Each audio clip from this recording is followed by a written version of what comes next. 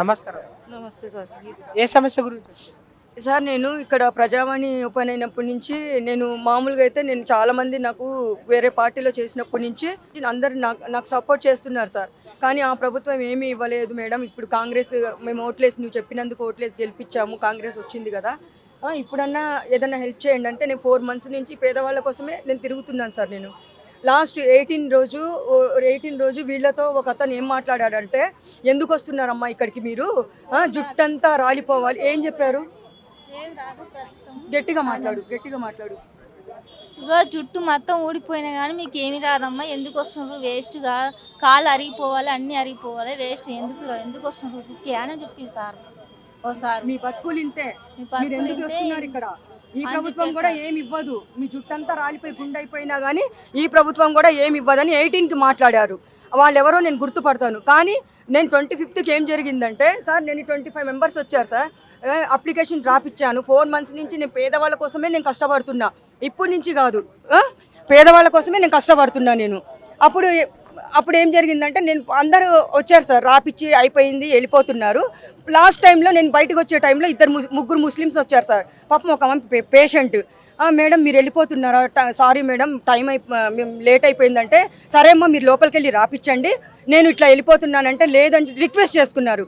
మళ్ళీ ఇక్కడి నుంచి మళ్ళీ లోపలికి వెళ్ళడం జరిగింది. నేను లోపలికి వెళ్తే ఏమైందంటే, సరే అంతా అయిపోయింది సార్, 7 numbers అని డబుల్ బెడ్రూమ్ రాపిస్తారు బోర్డు ఉంది కదా, అక్కడ నించున్నాము. ఆల్రెడీ మేము బయటకు వచ్చే మూమెంట్లో పోలీసులు వచ్చారు.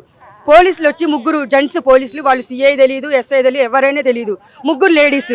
ఒక ఆమె ఫోన్ నెంబర్ కూడా రింగ్ చేసింది, ఇచ్చింది. అది నా దగ్గర ఉంది, ఆ నెంబర్ కూడా మీకు ఇస్తే వాళ్ళు ఎవరు మాట్లాడిన వాళ్ళు వాళ్ళకి తెలుస్తుంది మీకు. వాళ్ళు ఏమన్నారంటే, ఏమ్మా నువ్వు ప్రతిసారి నిన్ను చూస్తున్నాము, నువ్వు దేనికోసం వస్తున్నావు అంటే, నేను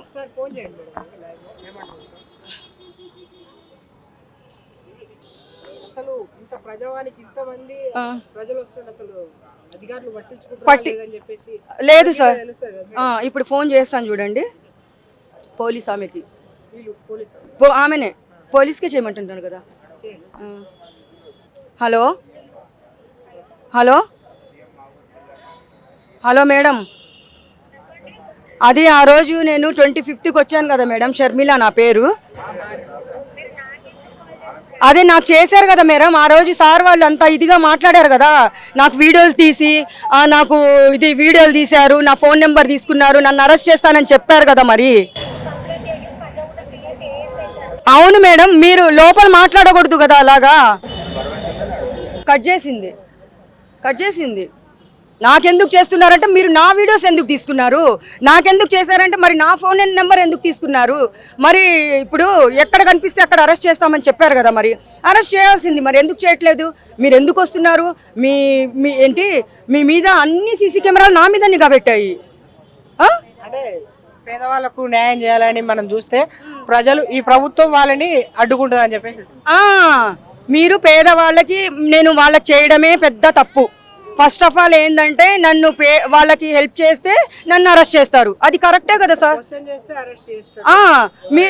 నేనేమన్నానంటే, ఆ పోలీస్కి ఏమన్నానంటే, సరే సార్ నేను తప్పేం చేశాను చూపించండి, నా వీడియోస్ ఎందుకు తీస్తున్నారంటే, ఉండాలమ్మా నీ వీడియోస్, నువ్వు ఎక్కడ కనిపిస్తే అక్కడ అరెస్ట్ చేయాలి మేము అంటున్నారు.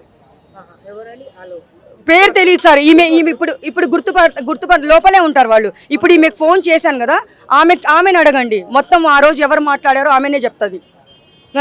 మరి ఇప్పుడు వాళ్ళు గుండె అయిపోతుంది, మీరు రాకండి, మీరు వస్తే మీకు ఇక్కడ పనులు కావు, ఈ ప్రభుత్వం కూడా ఏమి చేయదు, జుట్టు మొత్తం ఊడిపోయినా రావు, కాళ్ళు అరిగిపోతాయి, అన్నీ అరిగిపోతాయి, ఎందుకు వస్తుండ్రు, వేస్ట్, పని కాదు ఏది కాదు అని చెప్తుండ్రు సార్. అందులో మీకు అప్లికేషన్ ఎన్ని రోజులు అయిపోయింది? 18కి సార్. 18 ఫోన్ రాలేదు సార్, మెసేజ్ వచ్చింది అంతే. అదే ఏమో సార్, మెసేజ్ ఆల్రెడీ రిసీవ్ చేసుకున్నామని వచ్చింది. అప్లికేషన్ రిసీవ్ చేసుకున్నట్టు వచ్చింది కానీ దానికి ఇంతవరకు ప్రాసెస్ చేయలేదు. ఏం లేదు. 3 నెలల కింద జరిగినవి అసలు ఇంతవరకు ప్రాసెస్ ఏం లేవు సార్. 3 నెలలు 4 నెలల నుంచి చేసినా కానీ ఇంకా ఏం కాలేదు. కానీ వాళ్ళు పోలీసు వాళ్ళు అంత దారుణంగా మాట్లాడకూడదు సార్. అది నన్ను పట్టుకొని అంత ఇన్సల్ట్ చేసి లోపల అదే హాల్లో అంత ఇన్సల్ట్ చేశారంటే, అసలు ఇంకో అమ్మాయి అయితే చచ్చిపోతుంది సార్. నిజంగా చాలా ఇప్పుడు వీళ్ళ కోసమే నేను బతుకున్నానంటే వీళ్ళకి నేను అన్యాయం చేసినట్టు అవుతుంది అని చెప్పేసి ఈరోజు నేను కన్నీళ్ళు మా అమ్మకి సీరియస్గా ఉన్నా మంచం మీద ఉన్నా కానీ ఈ పేదోళ్ళ కోసమే నేను పోరాడుతున్నాను. నాకు ఇప్పుడు కూడా చాలా బాధేస్తుంది సార్. నాకు అసలు వాళ్ళు నువ్వు అరెస్ట్ చేయడం ఏంది సార్? నాకు ఎంత పేరుంది, చాలా పేరు తెచ్చుకున్నా నేను.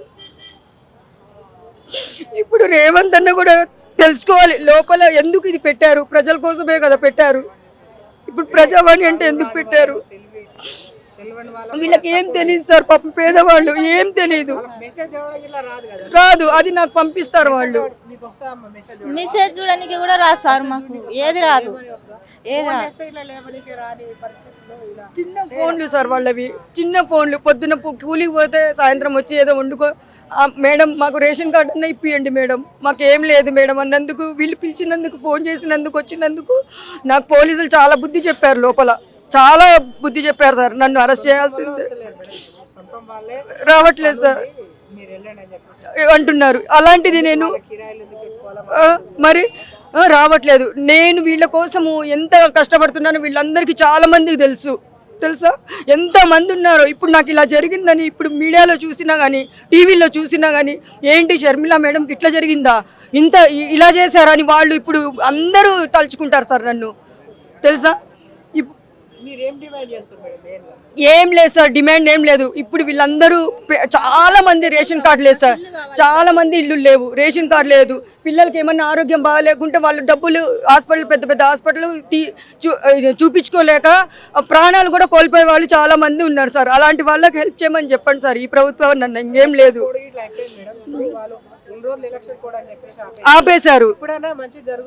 అవును అవును లేదు సార్, ఇంకేం మంచి జరుగుతుంది సార్. 25th రోజు వాళ్ళ నిజస్వరూపాలు, వాళ్ళు మాట్లాడిన మాటలే అర్థమైపోయింది. మీరు వెళ్ళండమ్మా, మీ జుట్టు రాలిపోయినా ఇక్కడ పనులు కావని వాళ్ళే చెప్పి పంపిస్తుంటే ఇంకా ఏం నమ్ముతారు జనాలు? ఏం నమ్ముతారు సార్? ఇప్పుడు నమ్ముతారా? అంటే ఇప్పుడున్న అక్కడ ఉన్న అధికారుల దగ్గర ఉన్న పోలీస్ వాళ్ళని, అధికారులను కొంచెం నిఘా పెట్టాలని చెప్పేసి నిఘా పెట్టాలి. వాళ్ళు ఆడవాళ్ళని మాత్రం రెస్పెక్ట్ ఇచ్చి మాట్లాడమని చెప్పండి. ఫస్ట్ లేడీస్ని రెస్పెక్ట్ ఇచ్చి మాట్లాడమని చెప్పండి. ఓట్లు ఎలక్షన్లు వస్తే వాళ్ళ ఇష్టం వచ్చినట్టు చిన్న పిల్లల్ని ఎత్తుకోవడం, ముద్దులు పెట్టుకోవడం, అన్ని బురదలో కూడా పొల్లాడతారు. అదే ఇప్పుడు పొల్లాడమని చెప్పండి పేదవాళ్ళ కోసం వచ్చి రోడ్ల మీద.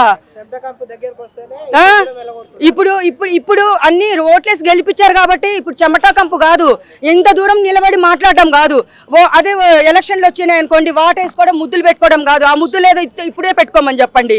ఆ మురికి కాలంలో ఆ రోడ్ల మీదకి వచ్చి పేదవాళ్ళ బతుకులు చూడమని చెప్పండి. నా మీద కాదు సీసీ కెమెరా నిఘా పెట్టి నన్ను అరెస్ట్ చేయడం కాదు. నా జోలికి వస్తే నేను బాగుండదని చెప్తున్నా. నేను పోలీసు వాళ్ళకి ఆ రోజు మాట్లాడిన వాళ్ళకి బాగుండదని చెప్తున్నా. నేను చెప్పండి, రేవంత్ అన్న దగ్గర తీసుకోబండి, లోపల ఏం జరుగుతుందో ఒకసారి నిఘా వాళ్ళ మీద నిఘా పెట్టమని చెప్పండి. అందరు గుండ్లు అయిపోతాయంట ప్రజావానికి వస్తే. రేషన్ కార్డులు, డబల్ బెడ్రూమ్లు రావంట, వాళ్ళే చెప్పి పంపిస్తున్నారు అక్కడ. సరే సార్, ఇప్పుడు 18th కెమెరా తీయమని చెప్పండి. వాడు గుండ్లు అవుతాయి, అవి తిరుపతి వెళ్ళాల్సిన అవసరం లేదు, అన్నోడిని పట్టుకుందాము. 25th రోజు ఏ పోలీసులు అయితే నాతో మాట్లాడారో అది కూడా సీసీ కెమెరాలు తీయమని చెప్పండి. నాకు ఇదే కావాలి ఇప్పుడు.